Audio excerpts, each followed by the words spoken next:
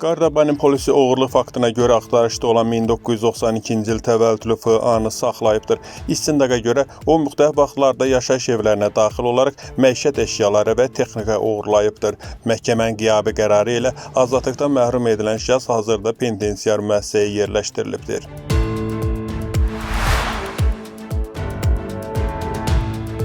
Polis Tbilisidə külli miqdarda narkotiklərin qanunsuz dövriyyəsi ilə bağlı 3 nəfəri saxlayıbdır. Saxlananlar arasında 2 Gürcüstan vətəndaşı və bir xarici ölkə vətəndaşı var. Axtarışlar zamanı müxtəlif növ narkotik maddələr aşkarlanıbdır. Faktla bağlı istintaq aparılır.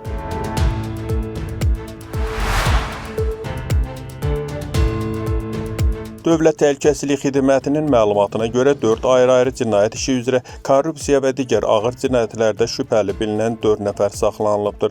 11 nəfər isə cinayət məsuliyyətinə cəlb olunubdur.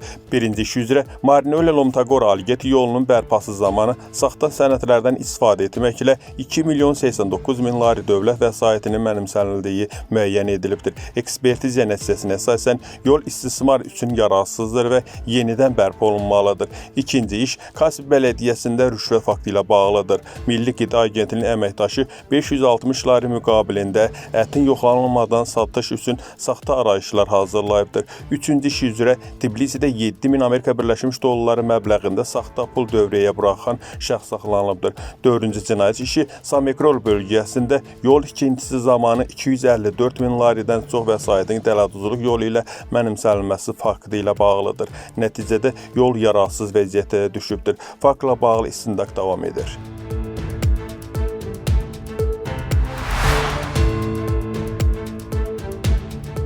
Polis Kaspidə külli miqdarda narkotik vasitə aşkar edib. 1992-ci il təvəllüdlü şıxçı qanunsuz narkotik əldə etmə və saxlama ittihamı ilə saxlanılıbdır.